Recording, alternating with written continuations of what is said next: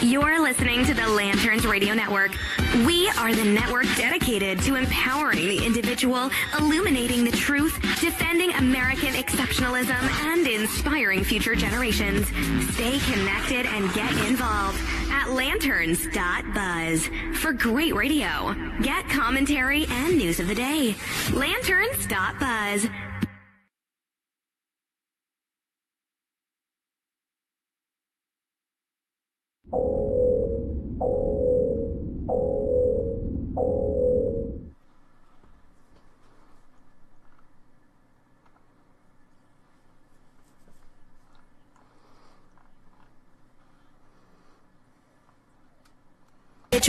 Illuminating the truth, defending American exceptionalism, and inspiring future generations. Stay connected and get involved at lanterns.buzz for great radio. Get commentary and news of the day. Lanterns.buzz.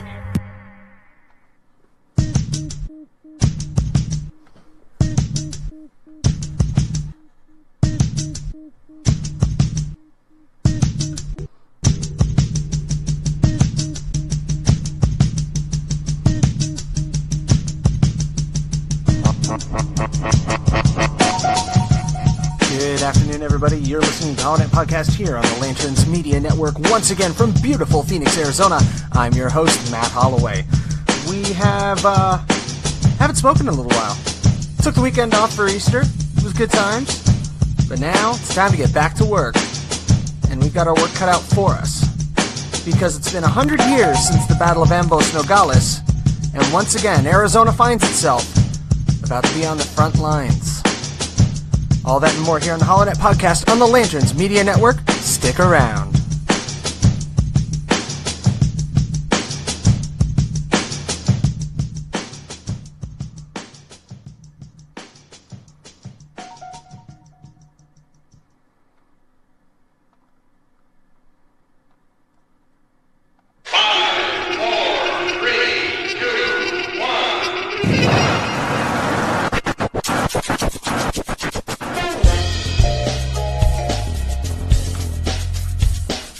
You're listening to the HollowNet Podcast on the Lanterns Media Network. The new conservative resistance begins right here, right now.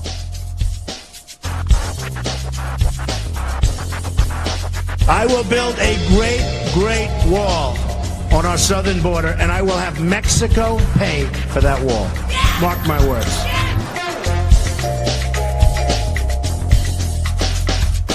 The American people are frustrated because their elected officials don't listen. When we're home on the campaign trail, we say we listen. And yet something about this Senate floor, something about Washington, D.C., I don't know if it's the water, something in the air, the cherry blossoms, but people get here and they stop listening to the American people. What we witnessed here today in the Security Council is an insult. It won't be forgotten. It's one more example of the United Nations doing more harm than good in addressing the Israeli-Palestinian conflict.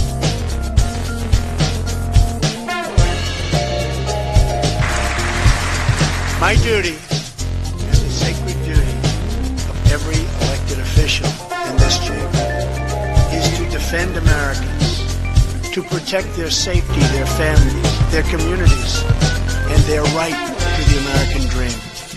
Because Americans are dreamers too.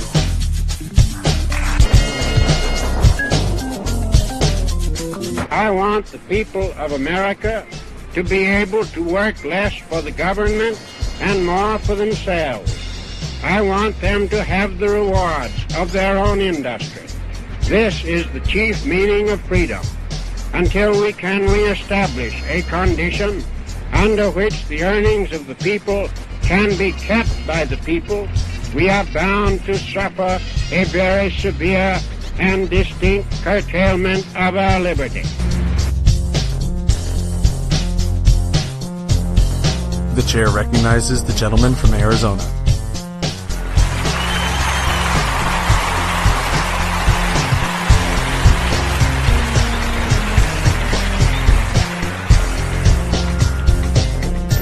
Thank you, everyone. Thank you. Senators, members of Congress, Mr. Speaker, and Mr. President. You had one damn job. Seriously.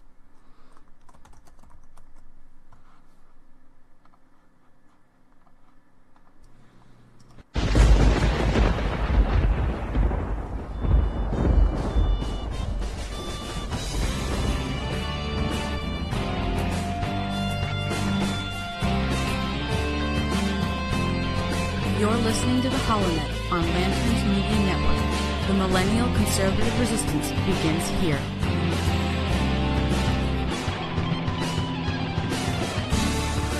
Ladies and gentlemen, boys and girls, children of all ages, yes, that is right. The new conservative resistance does indeed begin right here, right now with you. You're listening to the HollowNet podcast on the Lanterns Media Network. Today is a little bit of a different show than you may have come to expect from this particular podcast, and I hope you'll stick around for the full duration because we have a lot to get through, and a really interesting paradox is coming our way here in the Grand Canyon state of Arizona. Once again, we find ourselves on the front lines.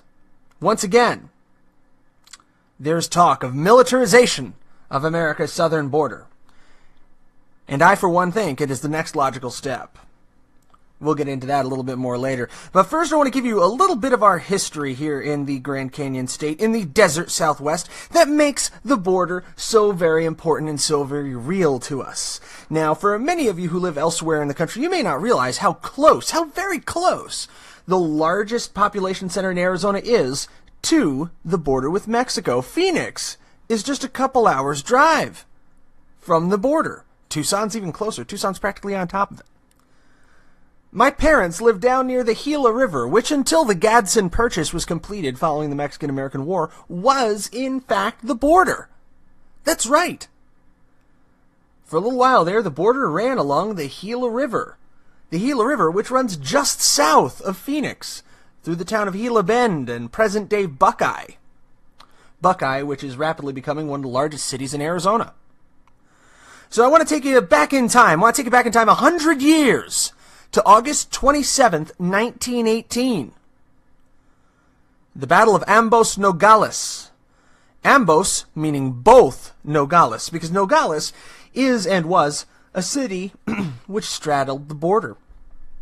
Today, they are split as the cities of Nogales, Arizona, and the Mexican Sonoran city of Heroica, Nogales. Now, this comes to us from AWB.com, a spoonful of history from Applewood Books, The Daily Dose. In 1918, International Street ran down the center of Ambos Nogales. Arizona lay to the north, Sonora to the south. The railroad depots, stores, and saloons straddled the border. If one lived in Nogales, Arizona, or Nogales, Sonora, it made little difference socially. The residents from either side occasionally brawled over women or too much mezcal, but for the most part they enjoyed friendly relations and shared the benefits from the local economy based on smuggling cigars, liquor, firearms, and cattle. There had been a few skirmishes in the past, as when Pancho Villa had ridden into town, but still there was no fence down the middle of International Street. The residents understood the protocol. They were expected to cross at one of two entry points, either on Morley Avenue or farther west on Grand Avenue. When trains arrived at the border, first-class passengers could ride across in the cars, while those in coach got off the trains, walked, and then reboarded after passing through customs. On August 27, a carpenter named Gil La Madrid was walking back into Mexico. As he crossed the border, a U.S. Customs inspector ordered him to halt, curious about the large parcel he was carrying. Only a few feet away, Mexican customs officers directed him to ignore the summons and continue into Mexico. Gil La Madrid became confused and hesitated as the two competing groups of customs agents shouted instructions at him. At this point, a U.S. infantryman raised his Springfield rifle to encourage his return. In the midst of the ensuing commotion, a shot was fired, and the carpenter dropped to the ground.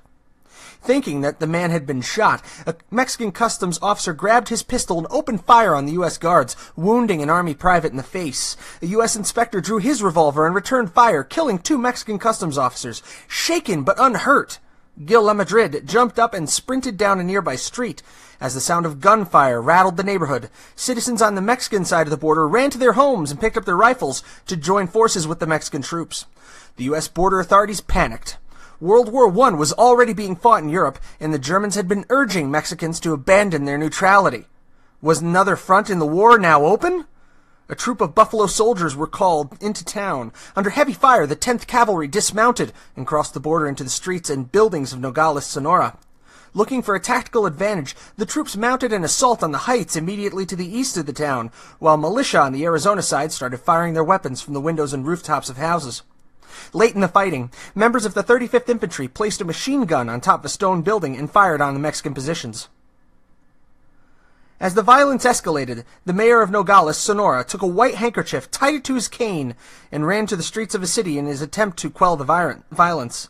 As U.S. troops crossed into the Mexican side of International Street, he pleaded with the angry crowd behind him to put down their weapons. A shot from the Arizona side felled the Mexican mayor. At 7:45 p.m., the Mexicans waved a large white flag of surrender over the customs building. After the battle was over and the dead were buried and peace was restored, the U.S. and Mexico authorities agreed to divide the two border communities with a chain-link border fence, the first border wall put in place between the two countries. Now this, folks, was a mere 100 years ago. In historical perspective, it was practically yesterday, when shots rang out and blood spilled in the streets of Ambos Nogales, Mexico. Now here we are, in April of 2018, and President Donald Trump, like President Barack Obama and like President George W. Bush before him, has given the order to deploy the National Guard to secure the lawless southwestern border of the United States. The reason that this is taking place now is because a century of progressive politics and corruption, which profited handsomely through the exploitation of our porous border and the exploitation of cheap labor from Mexico, has continued to allow it, and they encourage it. There have been many attempts over the years to try and quell and bring order back to the borderlands, all limited in their success, limited in their scale, and only as permanent as the presidency that created it. Point blank, full stop. The efforts of President Trump to deploy military forces to our border should be lauded, should be given stirring ovation and applause, because the military is sorely needed to restore order south of the Gila River. To reclaim lands where all but heavily armed border agents and law enforcement officials fear to tread. Areas of Organ Pipe National Monument that are nay impassable. Areas of the Tonoho O'odham lands where that tribe has asked again and again for greater support from the federal government to defray the costs, the mounting, staggering costs of rescuing migrants stranded in the desert and the mountainous terrain of that area. The military deployment to our southern border is long overdue, as I've been calling for it through my various written works for at least the last 5 years. I looked at the historical accounts of Fort Naco and of the raid on Columbus, New Mexico during the Pancho Villa expedition, during which Mexican revolutionary leader Pancho Villa led a force of 1,500 guerrillas over the border into Columbus, New Mexico, and proceeded to burn the city to the ground. These are the memories, folks, that are seared into the minds of people who live in the Southwest, into the memories of the ranchers that live along that border still, who feel forgotten and abandoned by their countrymen and by their government. The militarization of our border with Mexico cannot happen fast enough. And every time I hear somebody trot out posse comitatus, it makes me want to slam my face into a keyboard. Because once again, the internet attorneys, the Google lawyers, as it were, the litigators of the left, they believe they have the answer, that you cannot use American troops to enforce the border. This is, on its face, a falsehood. Because the policing of the border is not a domestic issue. It, by its nature, is an international issue, and thus completely removes posse comitatus from the discussion. It is a matter of national sovereignty. But more on that when we come back from this quick break. You're listening to the HollowNet podcast here on the Lanterns Media Network. Stick around, as things are heating up down here in the borderlands.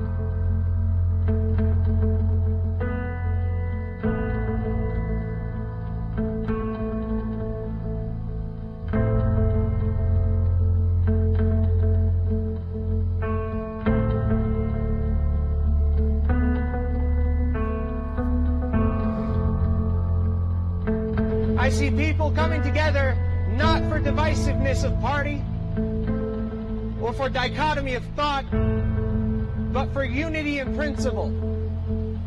And the principles that founded our nation, that all men are created equal and are endowed by their Creator with certain inalienable rights, life, liberty, and the pursuit of happiness.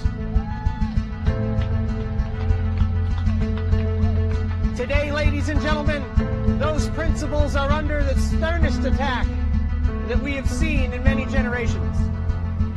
It has become a crime in this nation nearly to express a difference in opinion from what is held by your party to be doctrine, from what is purported by the media to be truth.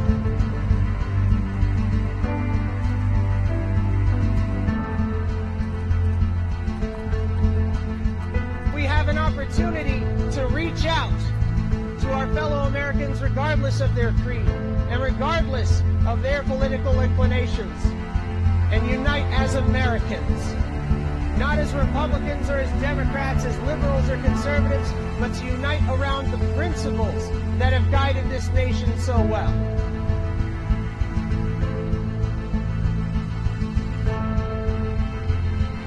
I've covered a lot of stories, but the story that remains untold is the story of America in the 21st century,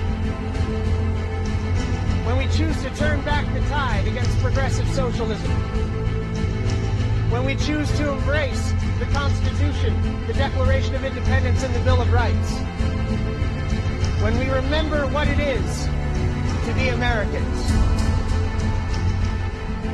And that principle will not die as long as there's one man, one woman, one child who looks defiantly into the night and says, I am free.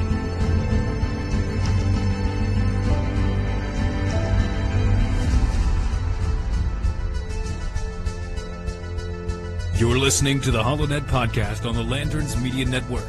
The new conservative resistance begins right here, right now.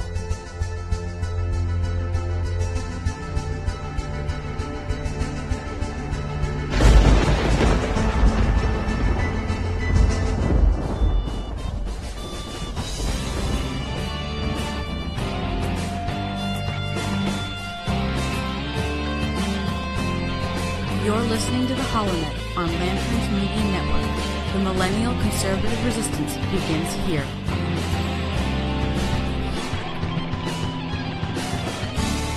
Oh, that is right. You're listening to the HollowNet podcast here on the Lanterns Media Network from beautiful Grand Canyon state of Arizona, home of copper, citrus, cattle, and I didn't go to public schools here, so I didn't learn the rest of the C's, but good place to live. Good place to live. I think one of the C's should be conservatism, because we seem to be exporting that in great quantities, pumped out live every week here on the HollowNet podcast.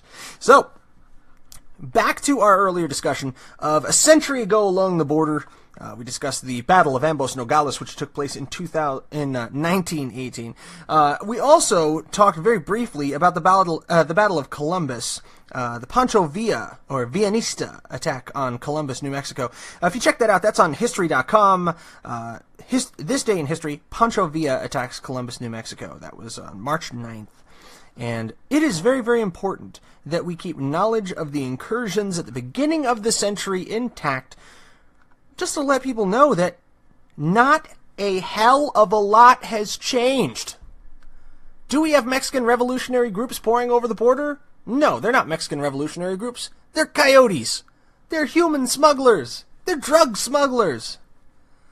That is the invasion of today. 100 years ago, it was Mexican revolutionaries. Today, it's Mexican drug dealers and human smugglers. And they're just as pernicious, just as violent, and must be stopped and must have the same amount of force levied against them. President Wilson, in one of the very few reasonably good moves that man ever committed, sent General John J. Pershing, also known as Blackjack Pershing, to quell Pancho Villa and to go into Mexico and hunt him down.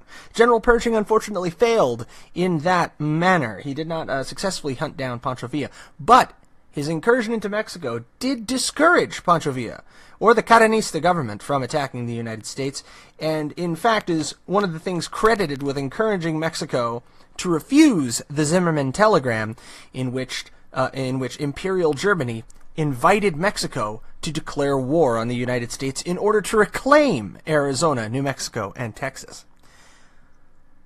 So again, I tell you, the situation in the Southwest has not significantly changed, except to say that there are more people involved now. Arizona is a much more populous state now than it was 100 years ago. And if anything, the illegal immigration problem has become more exacerbated over time as the prosperity of Arizona and New Mexico have drawn more illegal immigration to them. It's always been a problem in Texas, but really, Arizona and New Mexico having a significant issue with illegal immigration, that is a product of the last 50 years. And even in the last 10, 15 years, if you ask some people who've lived in Phoenix longer than I have, they'll tell you the city has seen a major change in character in several neighborhoods over the course of the last 15, 20 years. some areas becoming nigh unlivable. That's the problem that we face today. And I believe that a military response is completely appropriate. We go real quickly to a news release here. This is on NewYorkTimes.com. President Trump announcing that the military will guard our border. We're going to be doing things militarily until we can have a wall and proper security. We're going to be guarding our border with the military. We had Obama make changes. President Obama made changes that basically created no border. It's called catch and release. You catch them, you register them, they go into our country. We can't throw them out. And in many cases, they shouldn't be here. Many cases, they shouldn't be here. We will be doing things with Mexico, and they have to do it. Otherwise, I'm not going to do the NAFTA deal. NAFTA's been fantastic for Mexico, bad for us. That's President Trump. That's President Trump discussing the deployment of the military to the southern border. New York Times goes on to write, the White House said Tuesday night that President Trump planned to deploy the National Guard to the southern border to confront what it called the growing threat of illegal immigrants, drugs, and crimes from Central America, after the president, for the third consecutive day, warned about the looming dangers of unchecked immigration. Mr. Trump's advisors said Monday that he was readying new legislation to block migrants and asylum seekers, including young unaccompanied children, from entering the United States, opening a new front in the immigration crackdown that he has pressed since taking office. In remarks on Tuesday that caught some of his top advisors by surprise, he suggested the more drastic approach of sending the military to do what immigration authorities could not. Speaking to reporters during the news conference with the presidents of 3 Baltic nations, Mr. Trump described the existing immigration laws as lax and ineffective, and called for militarizing the border with Mexico to prevent an influx of Central American migrants he said were ready to stream across it. We have horrible, and very unsafe laws in the United States, Mr. Trump said. We are preparing for the military to secure our border between Mexico and the United States. And I feel that I can very honestly say, on behalf of conservatives and constitutionalists in Arizona, that it is about time. With no exaggeration. This has been a long time coming. I mean, I usually use this soundbite for my show. I haven't used it yet, but I'll use it. Allied reinforcements have arrived from the west. Thank God reinforcements are coming to restore order to the international boundary between the United States and Mexico. Thank God. Roll in the troops. I would not be upset to see Bradley fighting vehicles on the back of trucks heading down the 10 or down the MC-85 or the I-8, deploying our troops immediately to the southern border to bring to a halt the horrific crisis of humanity that is human smuggling in the state of Arizona. When we had the Super Bowl here, there was a gigantic crackdown in Phoenix on prostitution. And there were, I believe, dozens upon dozens of arrests made of, you know, your pimps, your hookers, your johns. And the ugly, ugly side of that, even uglier than just the sex trade itself, was the fact that these were children. In many cases, these were extremely young women and children being brought into Arizona for the sex trade. My God. So how anyone in their ivory towers in the universities can look at this real, live, human crisis at our border and say, I'm for open borders, is beyond me. Have you no heart? Have you no compassion? People will say that constitutionalists and conservatives are heartless and cold because we're willing to separate families. My response is, no, I'm not talking about separating families. The whole family should leave. That's simple. If you were raised in the United States, brought here illegally as a child, and your parents are being deported, go with them. It's not the government's fault that your parents did something illegal and you got sucked along. That's on your parents. Put the blame where it lies. Dreamers, blame your parents. Quote me on it. Quote me on it. Holloway to dreamers, blame your parents. Don't blame the government. And you should go with them if you're that worried about family unification, keeping your family together. Them's the breaks, kid. Them's the breaks. What brings me all to this, and what brought me to this, is Arizona is about to become the front line of a military operation. Because don't kid yourself. Do not kid yourself. Troops are being deployed to our southern border. That means Arizona is on the front lines. Even if our troops are not going down there with rules of engagement to shoot to kill, they are still going down there with rules of engagement that allow them to return fire if threatened. And if you don't believe for a second that they're going to be threatened, there's a bridge in Havasu that you need to buy. There will be firefights. There will be engagements. The cartels are not going to sit idly by while hundreds of American troops, hardware and materiel are deployed in their prime staging grounds. They will not roll over and die. They will need to be routed. And rout them out we shall. It is time, not just for National Guard, I would say that it is time to deploy regular army to our southern border. Let's up the ante. President Trump loves doubling and tripling down when he's already faced with scorn and condemnation from the left. Well, time to double down, man. You double down over nonsense. You double down over the crowd size at your inauguration. Double down here. Say, hell, I'm not going to deploy the National Guard. I am ordering a full-blown military deployment to the southern border of the United States in order to restore order and smooth operation. We are going to make it a full-blown militarily enforced border. Period. Until such a time as the wall can be completed and the protection of our border can be sent back to civilian hands. It is time to reactivate the nascent military facilities along the southern border and to resume full military operations within that area.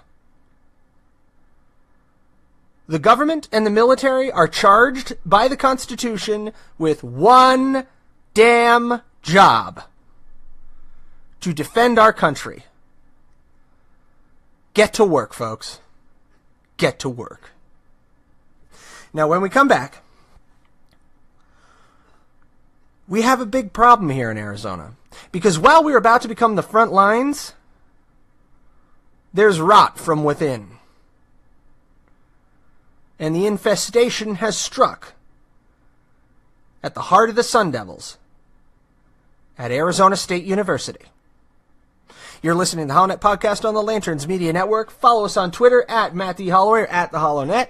We're on Facebook Live at facebook.com/HollowNet. Find us as always at hollownet.lanterns.buzz or on thehollownet.com.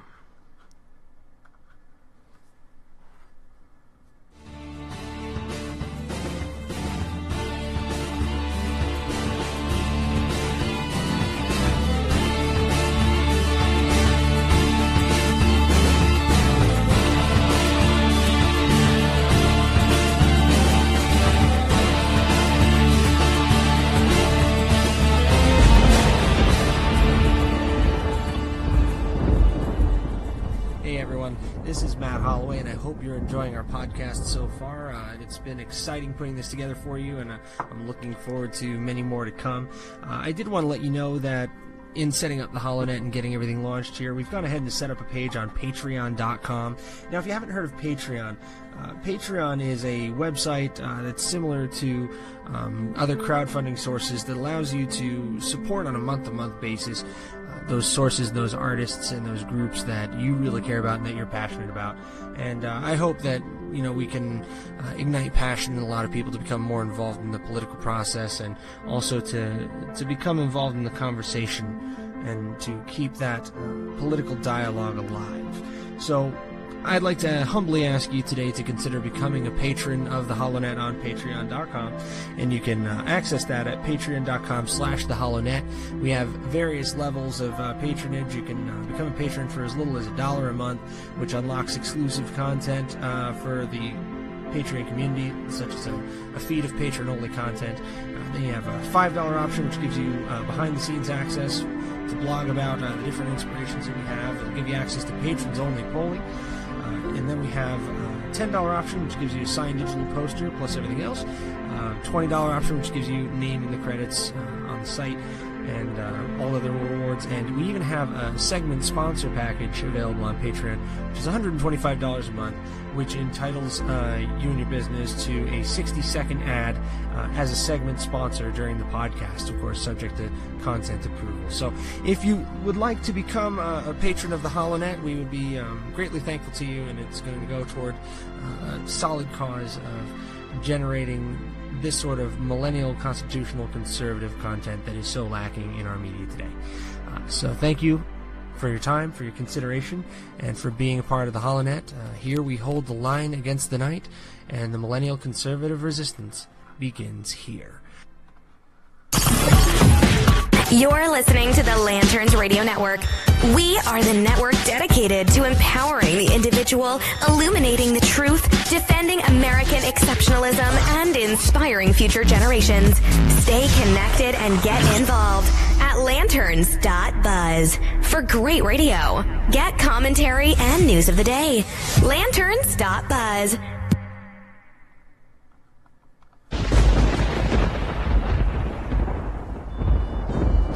Allied reinforcements have arrived from the west.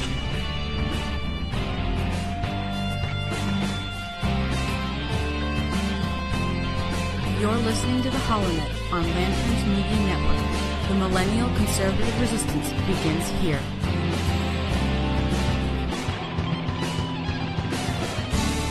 All right, ladies and gentlemen, you're listening to the HollowNet podcast here on the Lanterns Media Network, into the second half hour, chasing down that home stretch. Today is Sunday, April the 8th in the year of our Lord 2018. I realize I didn't say that at the beginning of the show like I'm supposed to. Oh, God. Live right now on lanterns.buzz. Check out the story, America is a Republic, not a Democracy, deliberately to protect us from emotional, irrational reactions like March for Our Lives. That was the big story we put out there about 2 weeks ago. That is now on Lanterns Buzz if you want to check it out there, along with our other extremely talented men and women, my fellow Lanterneers who are writers, broadcasters, and also ambassadors there. A couple of shout-outs would be to the defenders of American exceptionalism, Dylan Lyles, Stephen Airy, a couple of good buddies of mine. Also, Watson Prunier, another one of our fantastic Lanterneers. You can catch them a little bit later on today. So make sure you check them out on lanterns.buzz. You can also find everything that I write up there on that website as well. All of the podcasts of the past on lanterns.buzz. Enough plugging the network. Ugh. I feel like I'm one of our local hosts on a rock radio station here. He's fond of saying he's shilling away. Well, now that I've gone ahead and ripped that off, let's get to this latest abomination, and I'm surprised that nobody's put a story out about this yet. I know I plan to, so make sure you keep an eye on the HollowNet and also on lanterns.buzz to check it out. But at our very own Arizona State University, this just came up. If you're an alumni, you might have received an email. But they have opened up the Arizona State University School of Social Transformation. That's right, the School of Social Transformation, which describes their academic programs. Earning a degree at the School of Social Transformation means more than a liberal arts education from 5 interdisciplinary fields. We unite students and faculty across boundaries to create social change that is democratic, inclusive, and just. As a student in our school, you'll study diversity and justice and learn about the historical, cultural, and social forces that shape our society. You'll become a real-world problem solver, prepared to be a champion for equality. you can graduate to a job at McDonald's where you help others, advocate for justice, and develop social innovations that change the world. These 5 interdisciplinary fields that are so incredibly valuable to the school are African and African American Studies. They had to separate those, apparently. Asian Pacific American Studies, Justice and Social Inquiry, Social and Cultural Pedagogy, and Women and Gender Studies. Those are the 5 critical interdisciplinary fields of the School of Social Transformation. We take a look at their website and we ask, why study here? I've taken screenshots of this. You can check it out on our Twitter at the HollowNet, so you can see this crap and know I'm not lying. They say, redefine your education for the 21st century job market in the fast food industry. At the School of Social Transformation, we go beyond traditional academic boundaries to create meaningful social change. Our innovative school has brought together 5, count 'em 5, fields of study and focused them around social justice. What does this mean for you? When you graduate, you'll be ready to implement social innovations that change the world, no matter who you work for. Which convenience store, Circle K or QT? Our graduates have gone on to work in law firms, domestic violence shelters, advocacy organizations, lobbyists, the FBI and intelligence organizations. I'll come back to that. State and national government, social work, refugee resettlement organizations. One more time for that because it's important for later. Refugee resettlement organizations. You know, like the one that tried to bring a caravan from Central America up through Mexico to the American border. Yeah, that was a refugee resettlement organization, kids. Museums and universities. Because, of course, this program will teach you how to indoctrinate others. Ladies and gentlemen, we have a problem. We have a problem. Okay? Arizona, as described in the previous half hour, has historically been, and is in present tense about to become again, the focal point of the battle for the border. The line must be drawn here, this spot, no further. As one of my great heroes, Captain Picard, would say. The problem is, here in Arizona, where the hammer will strike hardest, at ASU, of all places, we have the School of Social Transformation, the first in the country, opening up and taking on new students, teaching them how to be social justice warriors, how to indoctrinate others for the left. By the way, that's what social and cultural pedagogy means. Pedagogy is the study of teaching. So that's what you do if you want to be a high school or an elementary school teacher or a college professor. You study pedagogy. So social and cultural pedagogy is basically how to be an SJW school teacher. That's kind of the blend there. There are graduate and undergraduate programs that are available here. And the why study here portion of it really got my attention when they specifically outline that the groups of people that will best benefit from this program are going to be people who want to go into lobbying, people who want to work for non-governmental organizations, NGOs, people who want to work for the state and federal government, people who want to work for the FBI and the intelligence agencies. So you can understand radical right-wingers like me. Women and Gender Studies and Justice and Social Inquiry. Now, mind you, this is different from studying law. This is studying justice and social inquiry, seeking to create equity and equality. If you want to hear an excellent spiel about equality in the workforce, an equal outcome and how that simply doesn't work, I would recommend listening to Sargon of Akkad. He's put together some really remarkable work on that subject. But I really tried to find some good in this program, so I did some searching. I searched on theatlantic.com and felt I needed a shower afterwards, and I came across an article, The Age of Social Transformation by Peter F. Drucker. And it really does lay out very well, this is an article from '94, by the way, the greater plan behind this.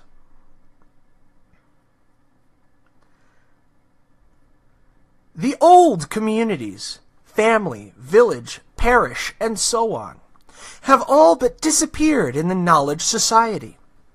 Their place has largely been taken by a new unit of social integration, the organization. Where community was fate, organization is voluntary membership. Where community claimed the entire person, organization is a means to a person's ends, a tool. For 200 years, a hot debate has been raging, especially in the West. Are communities organic, or are they simply extensions of the people of which they are made? Nobody would claim that a new organization is organic. It is clearly an artifact, a creation of man, a social technology. But who, then, does the community tasks? 200 years ago, whatever social tasks were to be done were done by in all societies by the local community. Very few of these tasks are being done by old communities anymore, nor would they be capable of doing them, considering they no longer have control of their members or even a firm hold of them. People no longer stay where they were born, either in terms of geography or terms of social position and status. By definition, a knowledge society is a society of mobility, and all the social functions of the old communities, whether performed well or poorly, and most were performed very poorly indeed, presupposed that the individual and the family would stay put. But the essence of knowledge society is mobility in terms of where one lives, mobility in terms of what one does, mobility in terms of one's affiliation. People no longer have roots. People no longer have a neighborhood that controls what their home is like, what they do, and indeed what their problems are allowed to be. The knowledge society is a society in which many more people than ever before can be successful, but it is therefore, by definition, also a society in which more people than ever can fail, or at least come in second. And if only because the application of knowledge to work has made developed societies so much richer than any earlier society could ever dream becoming, the failures, whether poor people or alcoholics, battered women or juvenile delinquents, are seen as a failure of society. So, what this piece in The Atlantic is telling us, the old ways are dead, and you're a fool for trying to cling to them. The only thing that can save you is organizations. Your organizations. I'm sorry. Cities didn't cease to exist. Towns didn't cease to exist. There is no reason that these communities cannot function for the support of themselves and of their citizens as they have for 200 years. This entire argument is built on a fallacy that it was never done well or it was never done correctly, because it is only focusing on it being done by the government, by the community. No.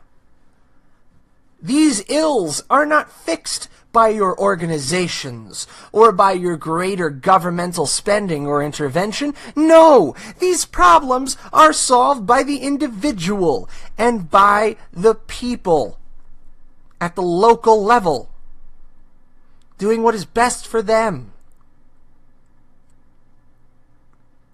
This, folks, is the most disturbing piece of all. That the internal corruption, the corrosion that is eating away at the heart of our country has reached the border. And if you have corruption and decay gnawing at the core, and forces from without pushing in, then Arizona is caught between the pincer. And as I said, here is where the hammer will fall the hardest.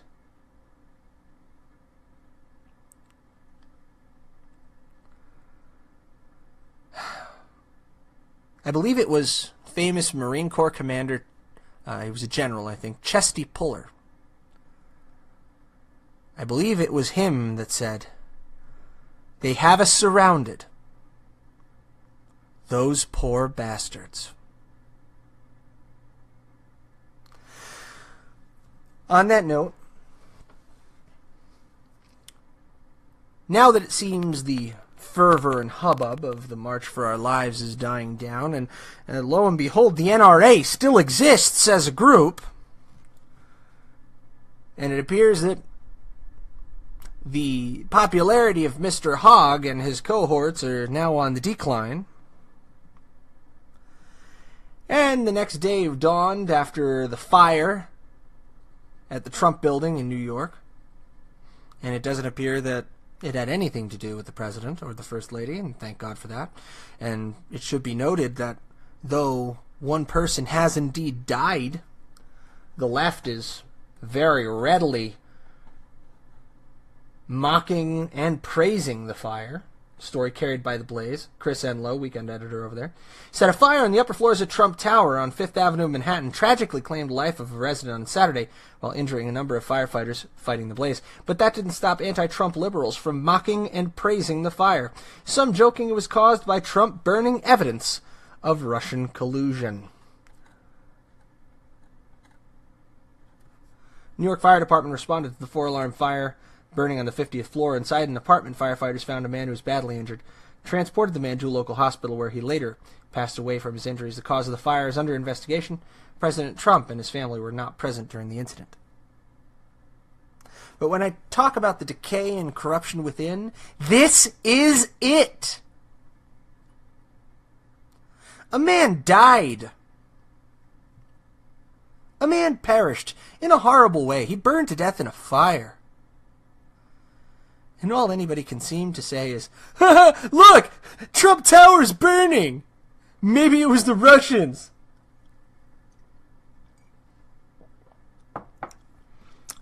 And then at ASU, we have the School of Social Transformation. College campuses around the country. High schools. We have hundreds calling for the erasure of constitutional rights that our forefathers fought, bled, and died for.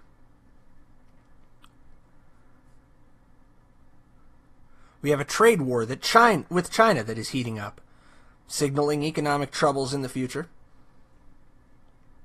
And finally, we have the Mexican government ratcheting up their responses to President Trump's concept to militarize the border and build the wall. That needs to happen. Now, on this show in the past, I've taken a rather ambivalent stance when it comes to President Trump. I've always said that I'll call him out when he does something stupid, and I'll support him when he does something right. Militarization of America's southern border is the right thing to do. It was the right thing to do during Barack Obama's tenure as president. It was the right thing to do during George W. Bush's tenure as president. It was the right thing to do by Woodrow Wilson in the early 1900s to set up a string of military bases and camps along the border in order to defend American citizens from the depredations of raiders and criminals coming over the border. And it's the right thing to do 100 years later. Send in the troops. Build the wall. You're listening to the HollowNet podcast here on the Lanterns Media Network. This show not brought to you by anybody in particular, because we don't have any sponsors at this time, but would like to invite you to hop on to patreon.com/HollowNet. We're also on Maker Support.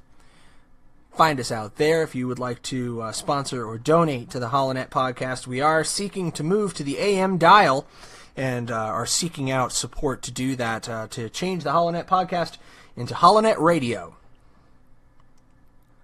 And as always, I want to thank you for your patronage, for your listenership, for spending an hour with us every week. Keep your eyes peeled on thehollownet.com for that story about the ASU School of School. I've said it 8 times and now I'm screwing it up. Look at this. School of Social Transformation. I'll try to have that out to you later today, if not tomorrow. Stay tuned for that. Keep your eyes open and your head on a swivel. Because here in Arizona is where we hold the line against the night. And here at Lanterns Media Network, we're here to fix the machine. God, I hope we can do both and do it in time. So, from the west side of Phoenix, Arizona, God bless you. God bless the United States of America. Good night, everybody.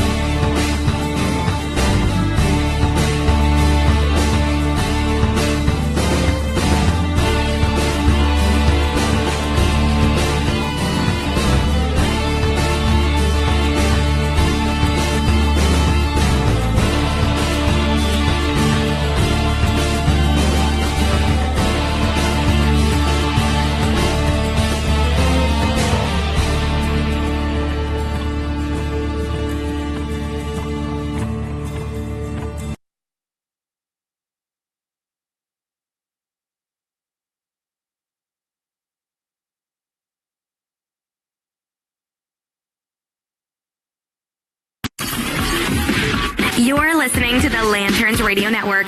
We are the network dedicated to empowering the individual, illuminating the truth, defending American exceptionalism, and inspiring future generations. Stay connected and get involved at lanterns.buzz for great radio. Get commentary and news of the day. Lanterns.buzz.